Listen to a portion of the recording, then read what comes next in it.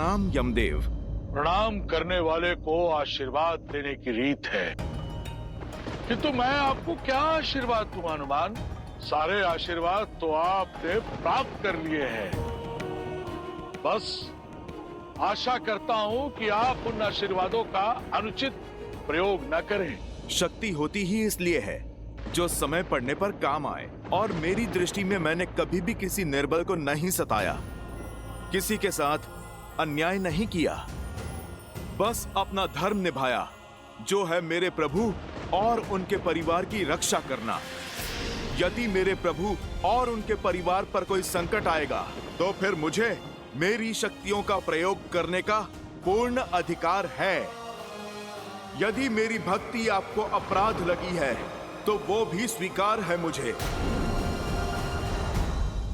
हनुमान, तुम स्वयं जानते हो, मैं या ये यमदूत तो क्या, तीनों लोक में ऐसा कोई भी नहीं तुम्हारा कोई अहित कर पाएगा। और जिन्होंने तुम्हें शक्तियां दी तो तुम उन्हीं के विरुद्ध खड़े हो जाओगे, तो ये तो कृतघ्नता होगी ना। तुम्हारी भक्ति उचित है, पर उसके लिए पूरी सृष्टि का संतुलन बिगाड़ देने का अधिकार तुम्हें कैसे मिल जाता है?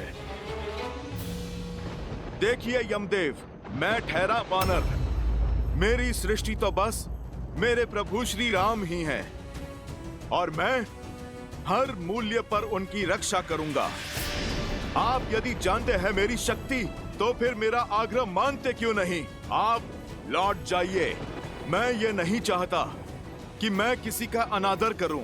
अयोध्या की सीमा छोड़कर बाकी पूरी पृथ्वी है आपके पास। आपको अपनी सृष्टि का संचालन जैसे करना है आप कीजिए, कौन रोकता है आपको? बस इस अयोध्या में ये हनुमान आपकी नहीं चलने देगा। हनुमान, जिन देवों ने तुम्हें शक्ति दी है उन्हें शक्ति का अकाल नहीं पड़ गया है, पर यह लड़ाई महाविध्वंस की तरफ जाएगी, मानवता के विरुद्ध जाएगी, जो मैं टालना चाहता हूँ।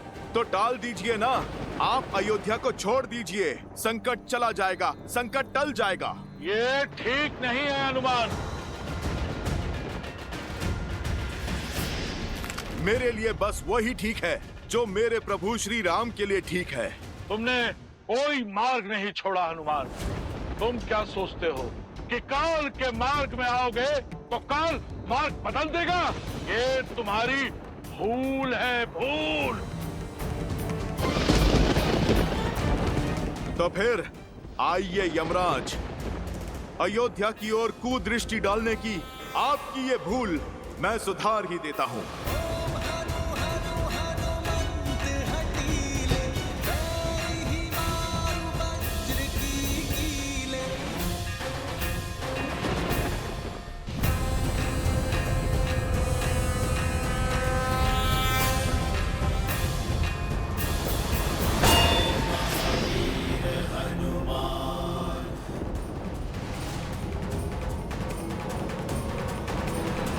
यमदेव, मेरे समक्ष प्रस्तुत हो तुरंत।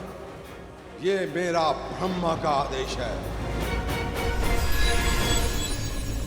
पहले यमदूत, फिर साक्षात यम का आगमन, अर्थात मेरा संदेह उचित था। इस पृथ्वी पर जो कुछ भी घटता दिख रहा है उससे अलग ही कोई योजना बना रही है नियति, जिसके विषय में मेरे भोले भाले प्रभु को भान नहीं। पर इस हनुमान के रहते कोई भी अनिष्ट नहीं होगा। जय श्री राम।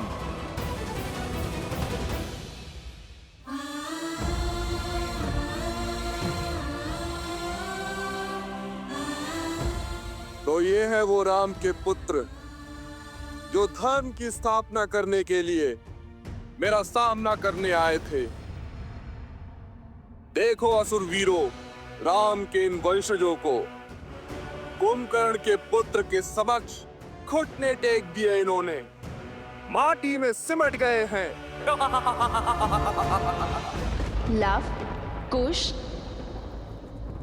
युद्ध भूमि में महत्वपूर्ण ये नहीं है कि कौन गिरा, महत्वपूर्ण ये है कि गिरकर फिर से कौन उठ पाया। तुम उन श्री राम के रक्त हो जिन्होंने 14 वर्ष वनवास के दुख भोग कर भी बिना किसी सैया के दशानन का सामना किया, जिन्होंने बिना कवच के हर प्रहार सहा। तुम टूट नहीं सकते, अधर्म के समक्ष झुक नहीं सकते पुत्र, क्योंकि यदि तुम टूटे तो श्री राम का राम राज्य का सपना टूटेगा।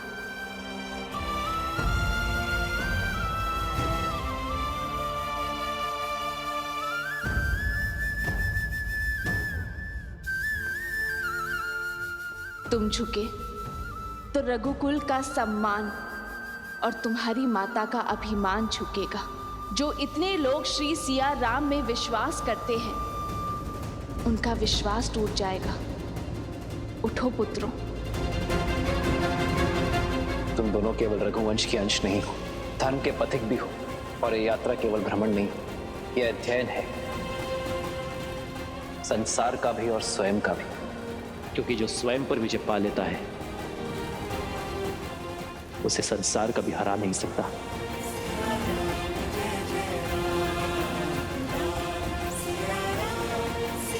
माता, माता,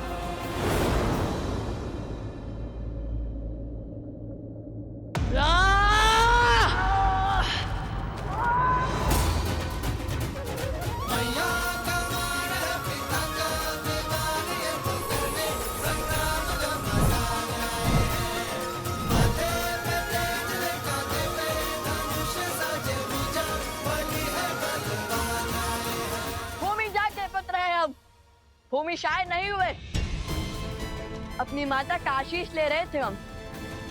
आओ, तुम्हें भूमिजा के पुत्रों की शक्ति दिखाएं। अब ये युद्ध तुम्हारे अंत के साथ ही समाप्त होगा। पिता का मार्ग चुना तो अंत भी वैसा ही होगा।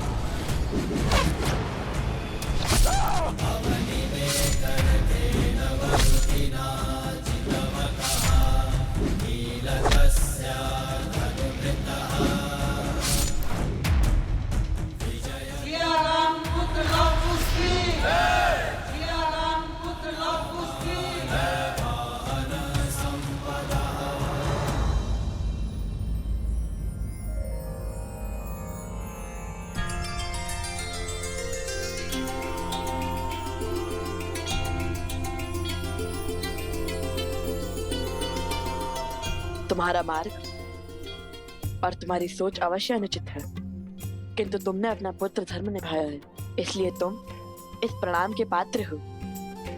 हम देवताओं से आपकी मुक्ति की प्रार्थना करते हैं, बुरे से बुरे व्यक्ति में भी। यदि अपने माता पिता के लिए आदर का ये भाव रहे तो हम उस भावना को नमन करते हैं।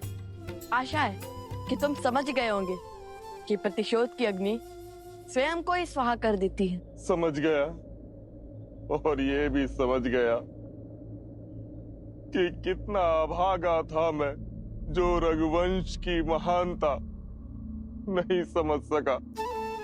आज समझ आया कि पिता का मान उसके बुरे कर्मों का अनुसरण करके नहीं, शुभ मार्ग पर चलकर और उन्हें भी शुभ मार्ग पर लाकर होता है। संतान हो तो लव कुश जैसी। राम नाम सत्य है। भज मन राम नाम सुखदाई। आर्यवर्त का भ्रमण तो संपूर्ण हो ही गया है कुछ। अब बस शीघ्र ही पिताश्री से भेंट करने की इच्छा है भैया। हनुमान से लड़कर कोई लाभ नहीं, इससे केवल समय ही व्यर्थ होगा। तो मार्ग क्या है परमपिता? महादेव अब केवल वही हैं जो हम सबको मार्ग दिखा सकते हैं। रामदेव, हम गए थे महादेव के पास, किंतु उन्होंने सारी बात श्रीराम पर डाल दी। अब श्रीराम तो आपके प्रिय हनुमान जी की सौगंध से बंधे हैं। इसीलिए हमें अब महादेव के पास ही जाना होगा।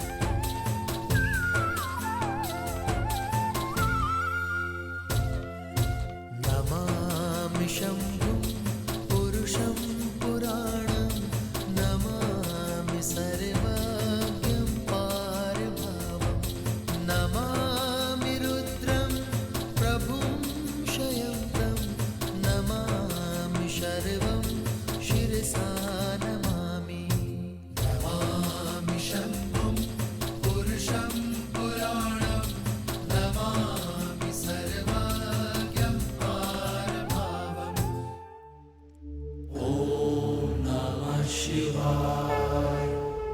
हर हर महादेव।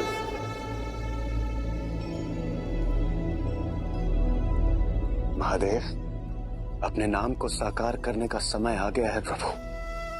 हमारी विपदा को केवल आप ही हर सकते हैं।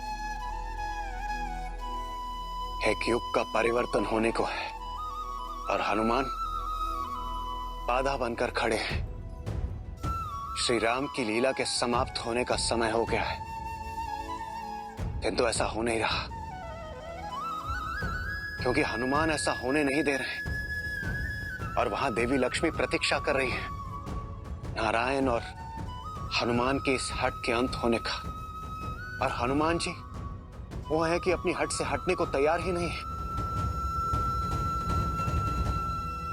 वो आप ही के अंश हैं। कृपा कर कोई मार्ग दिखाइए प्रभु, कोई मार्ग दिखाइए।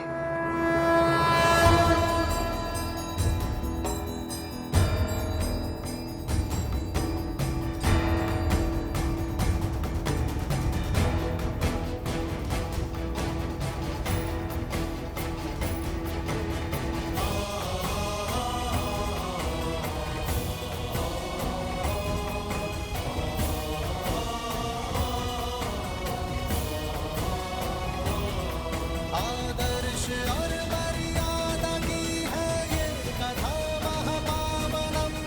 कांटे मद श्री से मिला दे श्रीमद् रामायणम।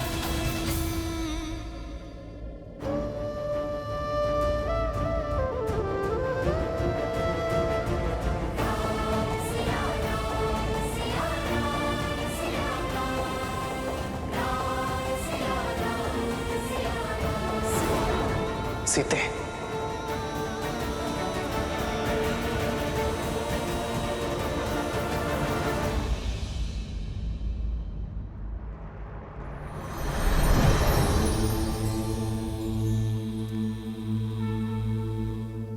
प्रणाम आराध्य। प्रणाम महादेव। आप तो अंतर्यामी हैं, सब जानते हैं, परंतु फिर भी ऐसा कुछ है जिसे आपको स्मरण कराने के लिए मेरा यहां आना आवश्यक था। शेष की शैया सज्ज है, देवी लक्ष्मी भी प्रतीक्षा में है, परंतु केवल वही नहीं है जो नारायण की प्रतीक्षा कर रही है। एक नया युग आंखें फैलाए आपकी प्रतीक्षा कर रहा है। कई नए वचन, कई सीख, कई नए कालक्रम नारायण की अगली लीला की प्रतीक्षा में है। हे नारायण, ये ब्रह्मांड आपकी अगली लीला देखने के लिए सज्ज है, परंतु ऐसा हो नहीं पा रहा। मैं जानता हूं आप स्वयं हनुमान की प्रतिज्ञा से बद्ध हैं, परंतु कोई ना कोई मार्ग तो ढूंढना ही होगा ना, जिससे हनुमान की प्रतिज्ञा भी ना टूटे और सृष्टि का चक्र भी ना रुके। ये तो सर्वविदित है कि बल, छल, बुद्धि, युक्ति और ज्ञान विज्ञान से हनुमान को हरा पाना असंभव है। हनुमान यदि हारेंगे तो अपने श्री राम से। मैं आपका संकेत समझ रहा हूं आराध्य। एक नई कहानी एक नया युग, एक नया अवतार लेने का समय आ गया है। किंतु समस्या ये है कि इस बार बाधा कोई असुर या आसुरी शक्ति नहीं, बाधा एक भक्त है। बाधा कोई छल या पाप नहीं, एक भक्त का असीम प्रेम है। महादेव, इस संसार में युगों युगों तक जब भी एक सच्चे भक्त का नाम लिया जाएगा, तब सर्वप्रथम हनुमान का नाम लिया जाएगा। जिस जिसके मन में मेरा नाम बसेगा, मेरा हनुमान उसकी रक्षा करने के लिए सच होगा। और जब जब राम का नाम लिया जाएगा, हनुमान का नाम स्वयं उसके साथ जुड़ जाएगा। राम नाम की 108 माला पूर्ण करने का पुण्य एक भक्त को केवल हनुमान का नाम लेके ही मिल जाएगा। किंतु समय आ गया है महादेव कि एक भक्त ये जाने कि भक्ति शरीर की नहीं, भाव की होती है। शरीर के मोह और बंधन से मुक्त होकर ही भक्ति का वास्तविक सोपान चढ़ा जाता है, और वही उसका उचित मार्ग है। आप निश्चिंत हो जाइए महादेव, हनुमान की बाधा शीघ्र ही दूर हो जाएगी।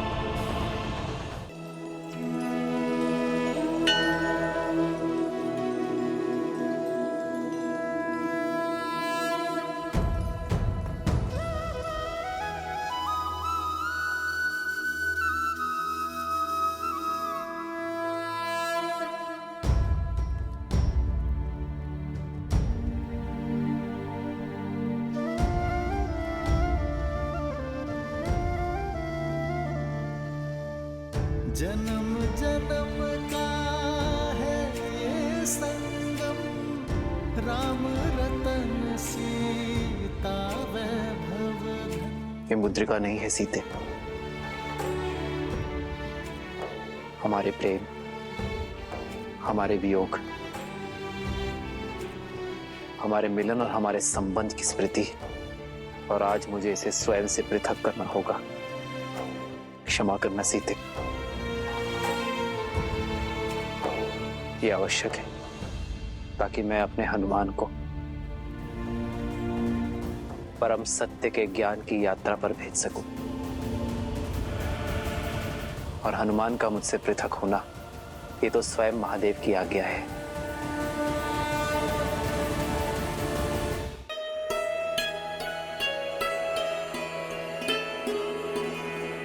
हनुमान। प्रभु, मैं अभी प्रस्तुत हुआ। जय श्री राम। श्री गुरु चरण सरोज रज, निज मनु मुकुर सुधारे। बरनउँ रघुबर बिमल जसु, प्रभु, सेवक प्रस्तुत है। जो दायक फल चारे।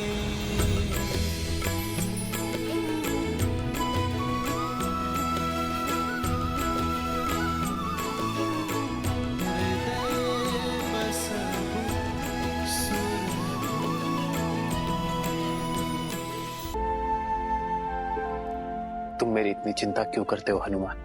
प्रभु, आप तो संसार के भले की और सुख की चिंता करते हैं। आपकी चिंता करने वाला भी तो कोई होना चाहिए ना। अब तो माता सीता भी इस संसार में नहीं है, ना लवकुश आपके साथ है और ना ही लक्ष्मण भैया। प्रभु, तो फिर मेरा दायित्व और भी अधिक बढ़ जाता है। आपके संरक्षण में ये अयोध्या ही नहीं, समस्त पृथ्वी फले और फूले। उचित कहा तुमने हनुमान। कभी कभी हम किसी से इतना प्रेम करने लग जाते हैं कि उस प्रेम को निभाते निभाते सारी मर्यादाएं, सभी नीतियों को अनदेखा कर देते हैं।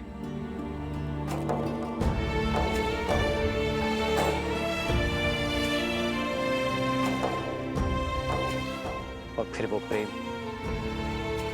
लोभ में बदल जाता है, और लोभ उचित अनुचित के चयन का विवेक हर लेता है। प्रभु, हनुमान, मैं जानता हूं कि तुम मुझसे और अयोध्या से अत्यंत प्रेम करते हो।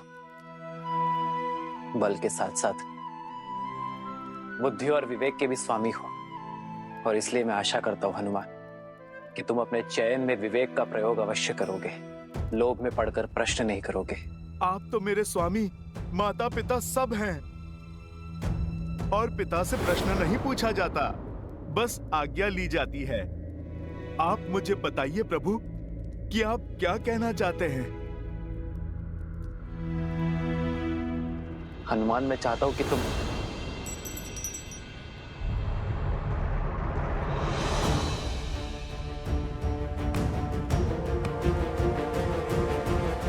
ये बातों बातों में कैसे छिटक गई मेरे हाथ से।